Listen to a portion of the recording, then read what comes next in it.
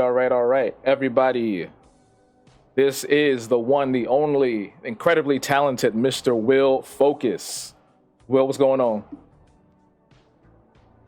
Doing pretty good. Everybody, real quick, how's the sound? Should I turn it up? Should I turn it down? What's going on? Always with the live stuff, you always got to know in the moment. You can't hear Will at all? Interesting. All right, hold on. Let me get that situated. How about now? Say something now, Will. Testing. Can you guys hear me? How about now? Yes? All right, perfect. Good job. Awesome. Right. But yeah, before we get started, a friend of mine actually pointed this out to me when I made the flyer. Mm-hmm. Where it's you, me, and Chuck. You know Chuck, right? Yeah. Yeah, so it's you, me, and him on the flyer. And she laughed because she said all three of the dudes were just like hard faced, like, what are you looking at? And I'm like, why do we do that? Why do we always do that? I don't know what that is. I swear when I take pictures, they were like, smile. And I'm like, I am smiling. Yo, I was like, yo, we really just be out here this like mad stoic, like, yeah, for real. Got this. But good to see you, man. Good to have you on. You so the first question, which is the generic question everybody always asks, how long have you been creating art? When did it start for you? When I was like 5 years old.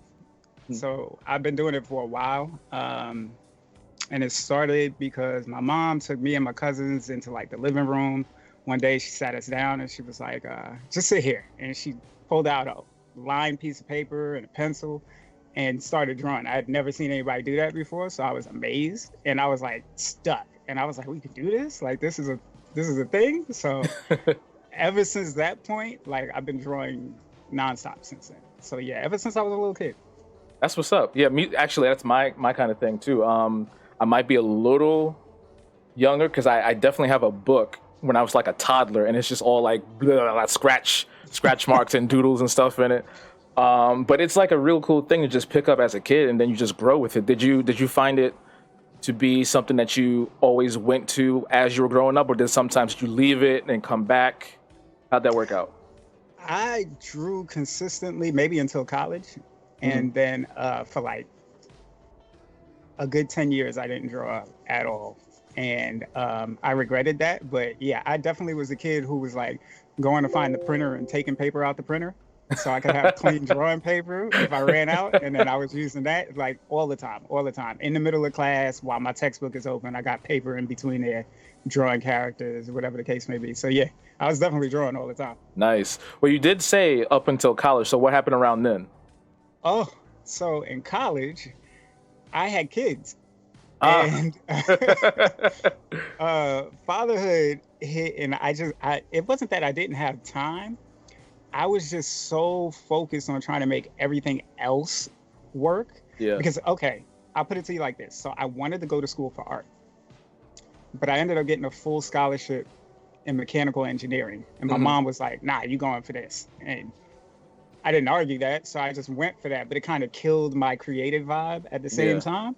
So once those 10 years were up, though, like I hit like full speed and I was back at it. That's good.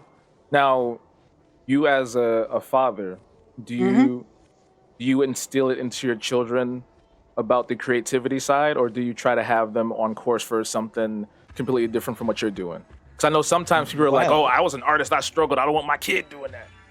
Nope.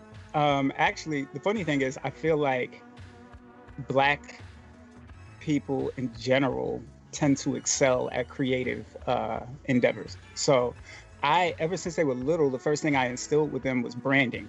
My degree is in graphic design, so I'm always talking about, developing your brand and marketing, etc. So I always made sure, and just so everybody knows, like my kids are old at this point. My twins they're going to be 20 in May, and my youngest is 16. Wow. So with that being said, my daughter goes to Howard and is studying fashion design. So she's in a creative field. Nice. My son was going to Pratt, COVID hit, and then that's another story, but he was going for art and design because he wants to get in video game development. Oh, nice. And then my youngest son, he's teetering back and forth between whether or not he wants to be a lawyer, a football player, or an artist. So Well, it's those are gonna good be one of those. choices. Those are good choices. But they all picked those up on their own and never forced it and never told them to, stray away from it. Yeah. Oh, that's good. That's good. And always keeping an open mind is like the best thing that you can do with children too. When it comes to your career in particular, when was that aha moment where you're just like, hey, I want to turn this into a revenue stream and make this happen? Okay, so 2 points. First was elementary school. We had a popcorn sale. And each group of kids in this class got the opportunity to sell a certain type of popcorn. Now, everybody liked the caramel better than everything else, but my group didn't get caramel. We got like cheesy popcorn, right? Cheesy popcorn. Oh man. I'm like, we're not gonna sell this. It was like, yo, Will, you got to draw something. You got to draw something. So I drew an ad like with a superhero on it, and the name of the popcorn was Big P. That sounds completely wrong now, but in retrospect, it's bad. But it was called Big P, and I had this huge, like, muscular superhero on there talking about, like, you need to buy Big P if you want to do X, Y, and Z. And we almost beat them. Like, they beat us maybe by like $10 in sales. That's not bad. Competition. So at that point, I was like, I can influence people with this. And then the later one was in college. When I stopped drawing, I got into Photoshop, and I started designing flyers. And there are parties all the time in college. So when I realized I could make revenue off of flyers and drawing and editing things and masking and stuff like that, like I was excited. So that was what officially solidified me. Both of those things, art and then the design aspect. Yeah, that's actually a really funny backstory. Like, I'm surprised because of the name. I feel like it would have sold more. Like, I know, right? Just as funny as it is, and then the big superhero, like, yo, I'm Big P, buy big popcorn, So now with digital art, 'cause I know you do tend to do that's your form, one of your forms. Yeah. How do you, or what do you say to the people that are constantly on the side of, you know where I'm going with it? You already know where I'm going with it. What do you say to the people that are just like, you're using a computer, use a machine, that's easy, la da da da da. What do you say to those people that are just like so dismissive of digital art and want everything to be traditional? Well, here's the thing. Most people who are dismissive of digital that are actually artists have no idea how to do digital. So their fear of digital causes them to speak out against it because it's not something they're used to. Typically, when it's something you're not used to or you don't know, you speak out against it. So I can't really fault them. That's like back in the day. Okay, I put it like this. Somebody made this point once, and they were like, for all these traditional artists, are you all stretching your canvases? Are you all doing this? Are you all doing that? Are you weaving this to make your brushes? Like, are you doing that? Because then if you're not doing that, you're taking the easy way out. You know what I'm saying? So I'm like, for me, I tell them, in order for you to still make good digital art, you still have to be a good traditional artist in some form. So it's not like you just jump into it and you're combining shapes and stuff and just making art. Sometimes you can do that, but that's on very like specific programs for specific purposes. But most people who are making really good digital art are people who already could draw with a pencil and paper or charcoal, whatever the case may be, and they've been doing it for a while. So that's always my defense. And I always tell them, hey, if you like to paint, you're that type of person, try like Corel Painter or something like that. You would transition really well. And even if you look at some of the professionals who've been doing it for years, that they've taken these digital programs and they've done it, they realize how convenient it is for them to replicate their work and be able to give it to masses for people who can't actually access that on a regular basis or pay for one original piece, because we know they can be pricey. Yeah. And I think it just makes things a lot more convenient, not just for us, but also for the environment too, because then you're not going through tons of lead and paper and rubber and all this stuff, And honestly, yeah, that was exactly why I started digital. I had so many notebooks stacked. I had a lead pointer and the sharpener, and I was just like buying supplies all the time. And one day I was like, I got to get a tablet. I was like, this is just too much. Because then I'm still scanning my work in.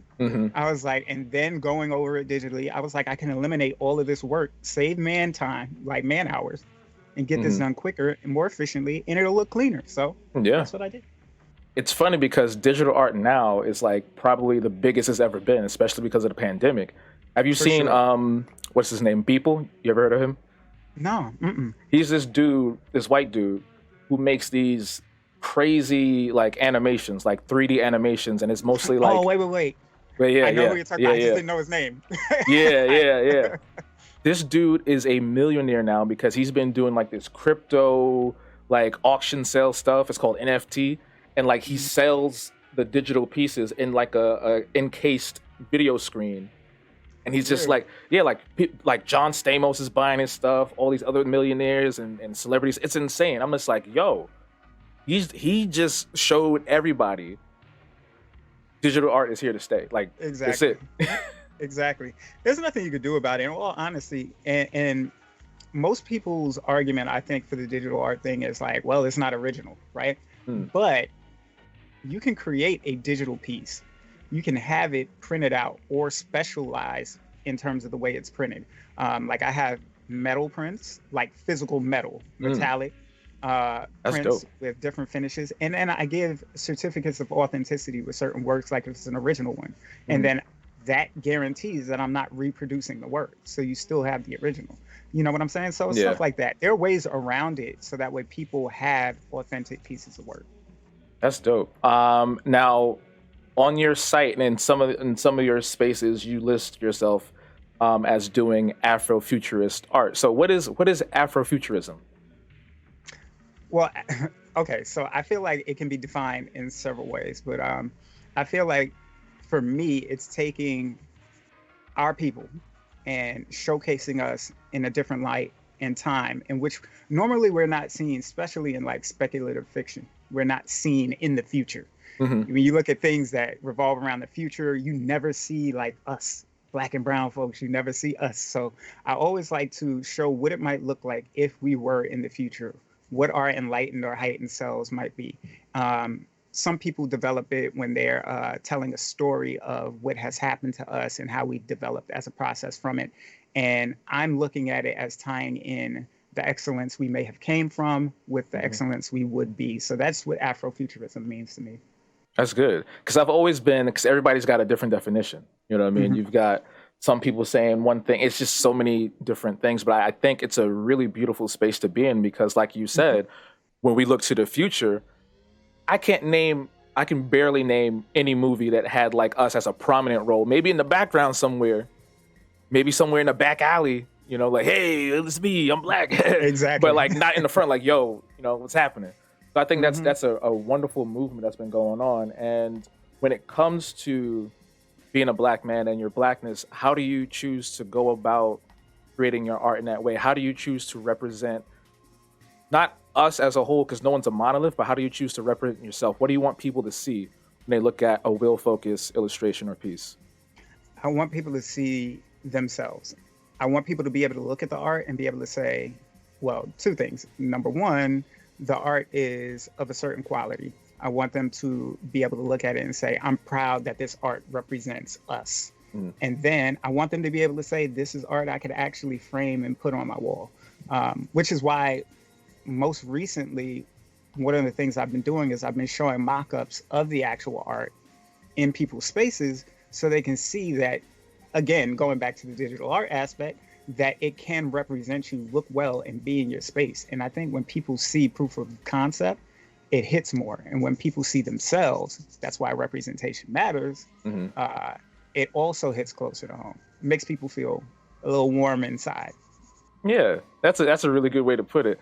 And when you're making your art, when you're in the studio or Hmm. in your space, do you like to listen to music, or what kind of music are you listening to? Oh, What puts you in the mood? Like, um, ooh, I gotta get drawing. okay. So I love music because I dance, but any type of music, it depends on the emotional mood I'm in at the time, Hmm. right? So if I'm kind of not in a so hot mood, I'll listen to something that's gonna kind of fuel that anger, and I'll be able to put that down in what I'm actually creating. Um, if I'm on a regular like happy mood, I'll throw on a fast beat or something with a dope beat that gets my mind pumped. Yeah. But normally, I love certain instrumental type music, so I'll listen to stuff like Tall Black Guy, Mhm. Evil Needle, things like that. The internet. Those is something about those specific melodies that keep me focused, and I can like create for hours on end. Nice. Now, on the flip side of that, when you're when you don't have that spark, right? You're in a rut. You got the burnout. You've got block. What do you do to reconcile that and try to get back into that creative space? Honestly, I look at other people's work, and usually other people's work will inspire me to say, "Look at what they're doing. You see this that they're creating? You might need to do that." So I'll sit there and I'll be like, "Damn, that's fly! Like I like what they did. I like what they created. What they created. What they created. I have any concepts?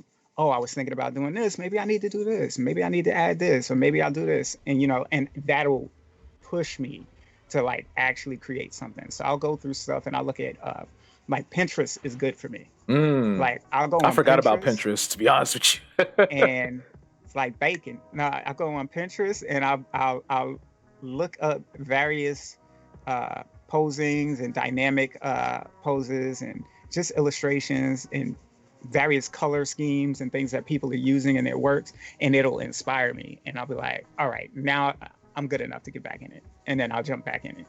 Nice. You brought up something really interesting though, because Mhm. there's always fighting in the community of the arts. There's always somebody saying this is wrong, this is right. How do you Mhm. feel about drawing from reference? Do you use reference when you make some of your pieces? Honestly, I usually don't, Hmm. right? But I don't have a problem with it. I'll tell you why I don't, because I'm a weirdo. But I've always had this, I need to learn how to do it on my own thing, right? Which Yeah. got me in this habit of not using reference. But that's completely not what people should necessarily do. It's okay to use reference. It's not okay to copy. Mm, But use a reference. References give you inspiration. That's all it is. It's inspiring you. Okay, this person is in this type of pose. How would that help embellish or make the character I'm drawing or the person I'm creating look that much better? It's it's literally there for that purpose. You're not gonna example, like let's say you want to draw a beautiful black woman, mhm. and you might say, what features am I going to use that are not going to look identical to ones I've used before? Because people, we tend to get comfortable in a certain style. I'm definitely comfortable in my style, Yeah. and Same. and you can draw things that look very similar. So sometimes getting out of that and looking at other things and using that as a reference will help you realize certain features you may have missed. Where the cheekbones may raise on a certain face, the chin may be a little lower, the way the slope of the jaw is, different things like that. So yeah, reference is good. I have no problem with that. That's good because like I've seen so many people, especially on Twitter. Art Twitter Mhm. is vicious, dude. I Oh don't know yeah, if you've definitely. seen it. Art Twitter is vicious. Like, oh, if you're doing that, you're For copying. Da sure. da da da. Da. Hmm. So it's nice to hear somebody else, of someone of your stature too, saying like, "Yo, it's cool, it's Oh okay." no, definitely. Who who inspires you? Like, who are your biggest inspirations, either from your past or even currently now?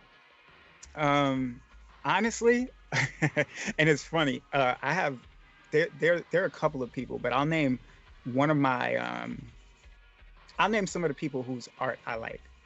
Gray Mhm. Williamson. I love his artwork. I love and Stephen Harris. His artwork is dope. Really, I love how he draws perspective, and I Yeah. think that's really really dope. And there are a bunch of people who have really excellent art out there, but I think the person whose art I probably love the most is Mashindo. Mashindo. Mashindo Kuumba. I If don't think you I've have heard of never, him. oh, You got to put me on, Brent. You got to put me uh, on. I uh, feel bad now. I'm you want to uncultured. see? Wait. You want to see Afrofuturism? Uh huh. You That's go it. look at Mashindo Kuumba. You all you got to do is, and I'll matter of fact, I'll make sure because I think I should be in your chat. I'm gonna make sure I type it in your chat. Let me make sure. Hold on. Let me just make sure I'm in there. Let me see. I got that. Kuumba. Yeah. There we go. All right, I put it in your Mashindo. All right. chat. Awesome. Awesome. Check his work out, my lord. I swear to you, you will not be disappointed. It is going to be the most amazing thing you have ever seen. And he's really cool. We're actually close. Funny thing is, um, I did not know how close we actually were in terms of, 6 degrees of separation type thing. Yeah. Because Nay was getting her hair done, and I was telling her about this guy. I was like, oh, his art is amazing, it's excellent. And one day she calls me, she's getting her hair done, and she's like, oh, what was the name of the guy whose artwork you said? And I was like, and this was like a while ago, and I couldn't remember it off the top of my head. She was like, was it Machindo? And I was like, yeah, that's it. That's who it was. It was Machindo. And she was like, oh, that's Deb's brother. I was like, Deb? And Deb is her hairstylist. Yeah. Wow. So we didn't even know that that was her brother. And then when I saw him next time, I was like, you know Deb? That's you? He was like, yeah, it's my sister. And I was like, she does Nay's hair, like my girl's hair. And it was just That's crazy. like Yeah, that's the a crazy smallest connection. world. Like, but yeah, he's amazing. That's so I definitely gotta check him out. So I keep saying so. I gotta stop doing that. When it comes to, are you familiar with Versus? What Swizz Oh yeah. and Timberland was doing? Mhm. So now, if we were to take that, Wait. Did you really just ask me if I'm familiar with Versus? hey, I feel look, some insulted. people, look, listen, brother. I'm sorry, brother Will. I am sorry, but there's some folks out there that don't even look at it, don't even know what it is, never been on IG, nothing. Yeah, they need their card revoked. Nah, I know what it is. It's like that. Oh shoot. So now when it comes to that, now and we took that from music and put it in the terms of art, whether it's digital or painting or anything dealing with visual arts. Who are the two artists that you love to see go at it? Ooh, Yeah. um, Jesus, that I love. Hmm, that's tough. That I would like to see go at it. I think, honestly, I would love to, but they're like really good friends, and I've already said I admire both of their works. But Machindo and Greg, because they both have an amazing art style, and they're two completely different art styles, but they're also veterans. Like they've been in the game for like years. Like they would be senior above me, like significantly. Wow. And so they've been doing it for a while, and they're both self-sustained. Like they don't rely on anybody to keep their pockets fed because their work is excellent. So I would love to see those two go at it. That would be amazing. I'm trying to think, like if I had anybody else um, that I might think I would like to see go at it. Uh, I think I would be cool with that as Yeah. the versus battle. That would be pretty. That would be pretty cool. I don't even know who I'd want. Honestly, I'm trying to think because in that kind of battle, you don't have that much time. Because if you're making something detailed, it's going to take forever. So I'm trying to think who I would want, and maybe, I don't know. I gotta think about it. But now, I keep saying that too. Outside of your artwork, I Yeah. do remember you streaming one time or another. I think it was what was that game called? Blade something, Bleeding Edge. Bleeding Edge. Oh yeah. Yeah. So was that something that you were trying to do to expand Will Focus, or was that something just for fun, or is it Okay. a mix of both? So ever since I was a little kid, I was a gamer. Like comics, games, drawing. That was me. Like all day. Um, and so as I got older, I started building custom PCs. So I started getting heavy into PC gaming, Mhm. and I started playing and streaming during COVID mainly because I wanted to stream and there was like literally nothing for people to do. So Mhm. I wanted to make sure I had an outlet. And I love talking on camera. It's weird, but hey, we like talking to people. You got it. You So got it. exactly. So I started playing that game. Funny thing about that game is it is like one of the most amazing character design, and that's what drew me to the game. It Mhm. has one of the most amazing character design sets out of any video game. Like if you look at the character setups, but it was something that I did because I like competitive gaming. Like I used to be a really, really heavy Soul Calibur gamer. Ooh, So I was like I would into the dust you in Soul Calibur, man. oh, probably now.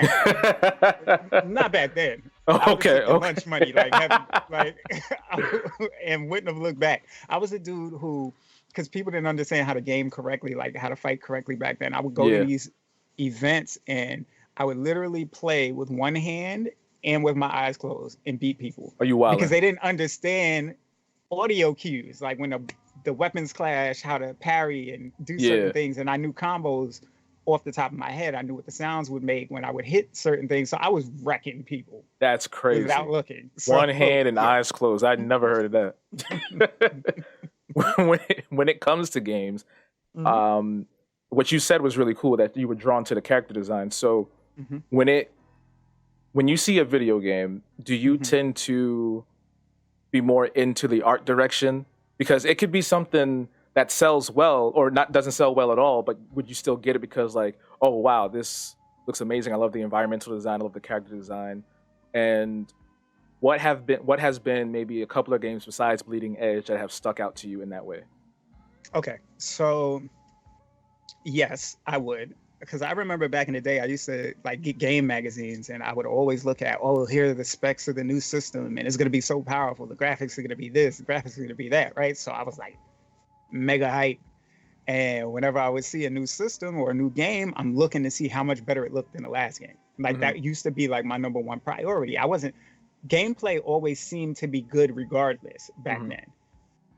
I think gameplay took a really big tilt when a lot of people started to think of money at the forefront of why they were doing these games. Like, how can I profit off of it? Then the gameplay and storylines took a hit. So Big I facts. kind of had to balance it out. But would I still to this day? Yes. And I'll give you an example that covers both of your questions. Okay.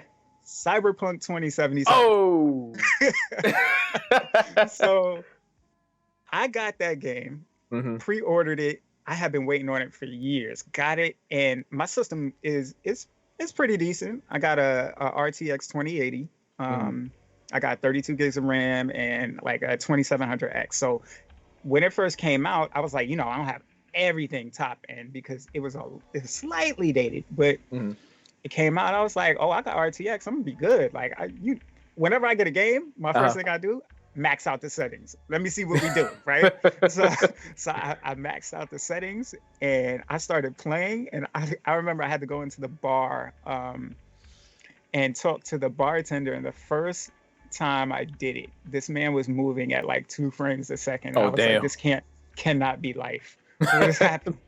So I was like, how can I fix this? I had to turn the RTX off. Then it jumped up to like 40 frames a second. Then I was playing with stuff. If you look at my first, because I have some of them on my Twitch channel. Hmm. If you look at the first few videos that I did with it, you'll constantly see me adjusting the settings. Like it's ridiculous. Yeah, But and if you followed any of the news with Cyberpunk, they went I through it have. with that game in terms, Yeah. especially for the previous generation consoles. So yes, I would actually still buy a game that might not be the best in terms of the gameplay, but if it looks good, I would do it. Now, Mhm. that's not to say the gameplay was bad. It just wasn't playable in the beginning. Then I figured it out. Now it's amazing. So Yeah, yes. that makes sense. And I'm definitely in that side of things with certain games, like Mhm. really beautiful games I've played in like the last 10 years or so, like Mass Effect, I think has Ooh. the most beautiful artistic direction I've ever Hmm. seen in a video game. Absolutely. There's another one I played recently. It was on the Nintendo Switch. It was like this Hmm. little puzzle game called Starman. Hmm. And it was like a top-down isometric thing, and then everything is in grayscale, black and white. But the way they do it and the way they texture it, it's like everything has its own little dimension, and it's just Oh, flawlessly put together. I gotta show it to you. I yeah, gotta show it please to do. you. But let's open the floor up real quick. The last couple of minutes here to the chat. Chat, if you have any questions, bring them out. But yeah, man, thank you so much for coming through. Appreciate No, that. absolutely. Hey, Anytime. Genesis. But yeah, chat, if you got any questions, shoot them up, shoot them up. Will is here to answer them all. Well, not all of them, some of them.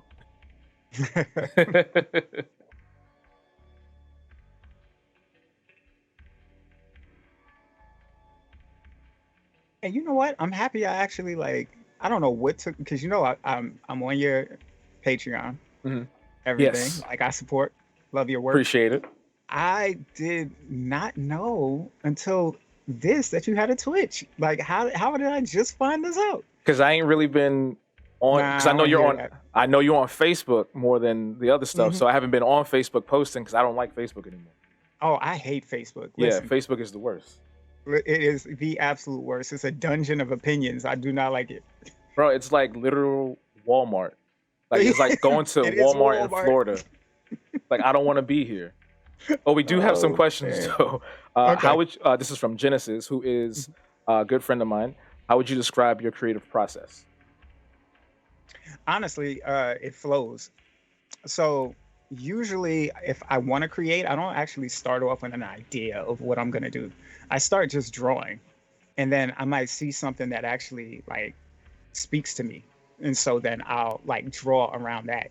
Most of my drawings though, like if you were to ever go to my Instagram, the one will focus, it's I start with the eyes.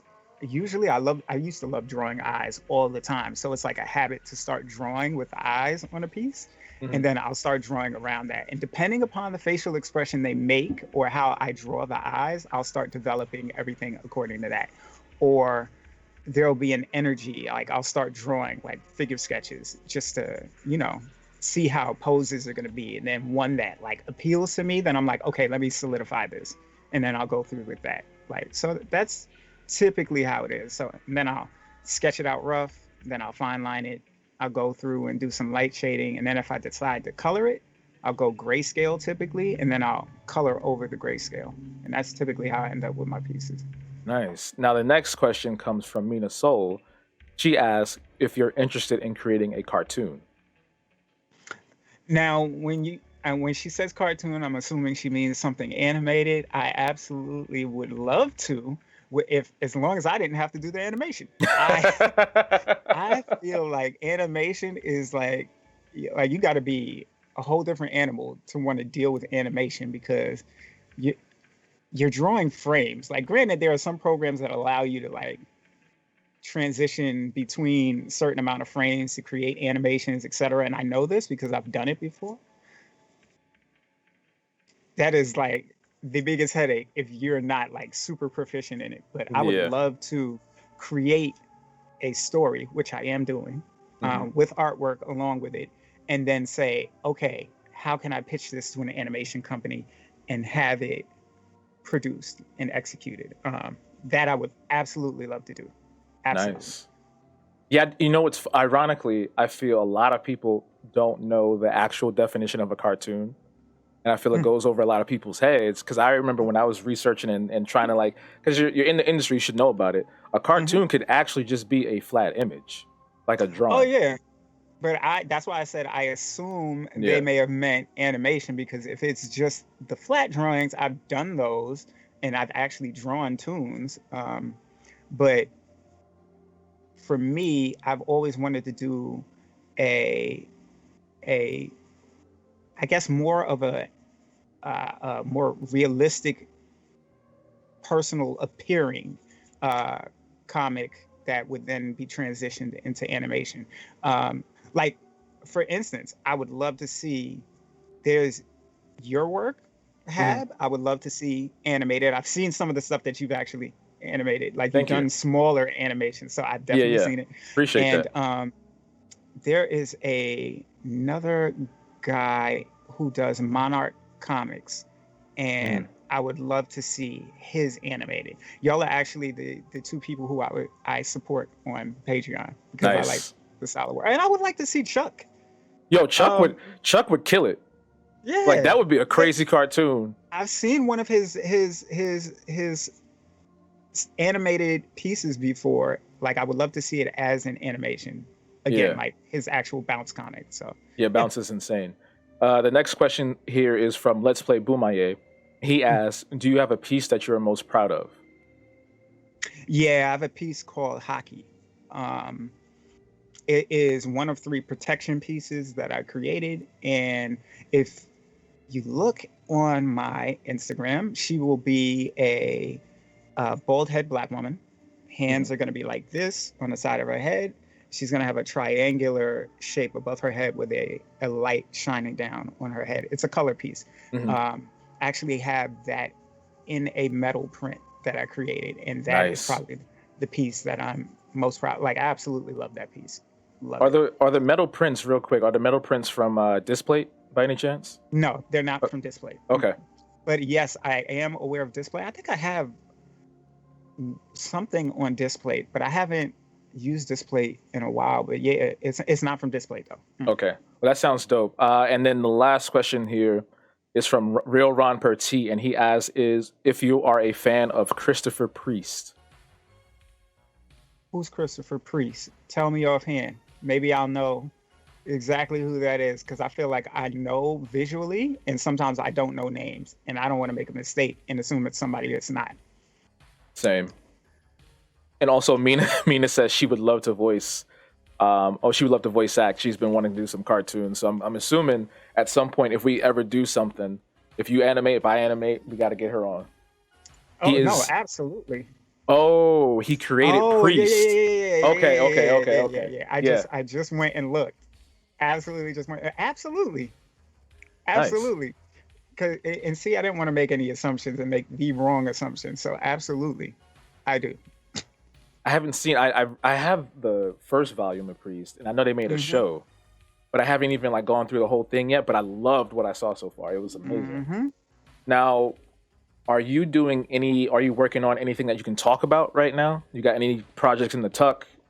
What's going on? The biggest project that I'm working on is my actual comic / whether or not I'm going to turn it into a graphic novel called Tension. And Tension, it revolves around my character Eternity. And Eternity is an eternal. And she's a human, but they have this special power that comes along with specific Eternals, and they're called continuums. And these continuums follow them throughout their life, and they don't know that they have them until they're faced with a certain choice along their path in life. And depending upon the decision they make in that choice, their continuum goes to the good side or the bad side. Or if they do nothing in that moment, their continuum never awakens. But it's a deep comic, and it has it's about fighting. Like, I want it to be about fighting, but not in a traditional sense. Of course. I made sure that I actually put a logical, scaled power system in this, so that way nobody is like, Goku. This makes no sense. Listen, I love Goku, but everybody is going to argue to death that like the power scaling in Dragon Ball makes no sense, and it doesn't. Yeah. It absolutely doesn't. So no, I made sure that everything is logical. And if you wanted to put somebody in the series against somebody else, you can say, okay, this person could beat this person, but they have this type of ability versus this type of ability, and this power scale might set it and tip it this way or the other. So it's a thinker in terms of the system. I like that, because that's exactly what I'm doing with Epic Ethel, because I never liked the whole thing of like one character becoming a monolith like Superman or Goku. And then when somebody comes to the planet, they're like, oh no, we can't do nothing because we got to wait for somebody to get out the chamber and heal. And I'm like, come on. Exactly. One last question from Boy Wonder 27. He wants to know what inspired you to become an artist. Really, it was just my mom. Black women, see? Black women. It was my mom, because number one, when I saw her draw and take us into the dining room that day and draw, I was inspired. But then she always drilled into me that you can do whatever it is you set your mind to do, right? She was like, and nobody's better than you. Like, this is all through my life. That's all she would tell me. And so when she would see me draw, I don't care how bad it was when I was younger, it was the most amazing thing to her. So it always made me feel like that was what I needed to be doing. So yeah, definitely my mom.